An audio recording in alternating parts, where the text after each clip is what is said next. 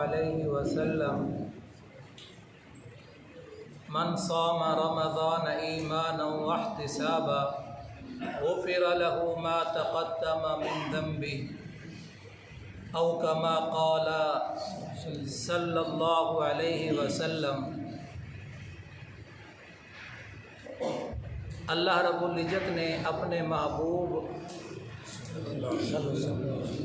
सल्लल्लाहु अलैहि वसल्लम की उम्मत को बहुत सी खुसूसियात और फ़ज़ीलतें अता फ़रमाई हैं। उनमें से एक कि ये कुछ ऐसे आमाल हैं जब नबी सल्लल्लाहु अलैहि वसल्लम की उम्मत यानी आप लोग वो आमाल करेंगे, अल्लाह ताला आपके पिछले गुनाहों को माफ़ कर देगा।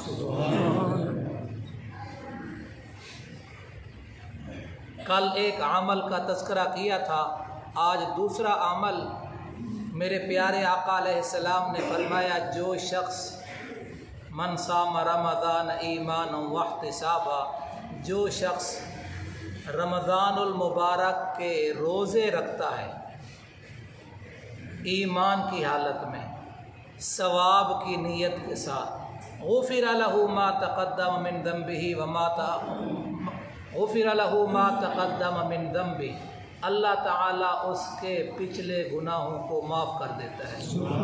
लेकिन शर्त इसमें ईमान है, अक़ीदा तौहीद हो, प्यारे पैगम्बर सल्लल्लाहु अलैहि वसल्लम की ख़त्म नबूवत से भी वाबस्ता हो, ख़त्म नबूवत वाला अक़ीदा हो, नामूस रिसालत के तहफ़्फ़ुज़ का जज्बा हो।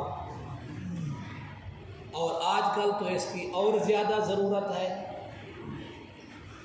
कि आका अलैहिस्सलाम के जो दुश्मन हैं, जो ख़त्म नबूवत के मुनकिर हैं, जो मेरे आका अलैहिस्सलाम की गुस्ताखी और बेअदबी करने वाले हैं, उनके तो राज भी फाश होने चाहिए और उनसे हर किस्म का बैकाट किया जाए।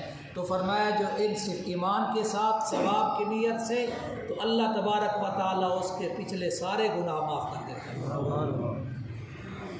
शेख अब्दुल कादिर जिलानी रहमतुल्लाह लिखा है, रमज़ान रा मीम ज़ाद अलिफ नून, ये इसका हर हर्फ इस मुबारक महीने की खुसूसियत और अज़मत को ज़ाहिर कर रहा है।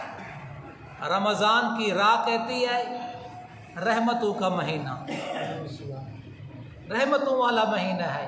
आगे क्या आएगा? मीम कहती है मग़फ़रतों का महीना है, बल्कि मग़फ़रत का अशरा भी साथ शुरू हो गया है। हाँ जी, आगे ज़ाद बताता है कि जन्नत की ज़मानत का महीना है। अलिफ कहता है रमज़ान में जो अलिफ आता है सेकंड लास्ट, वो कहता है उल्फत और उन्स का महीना है।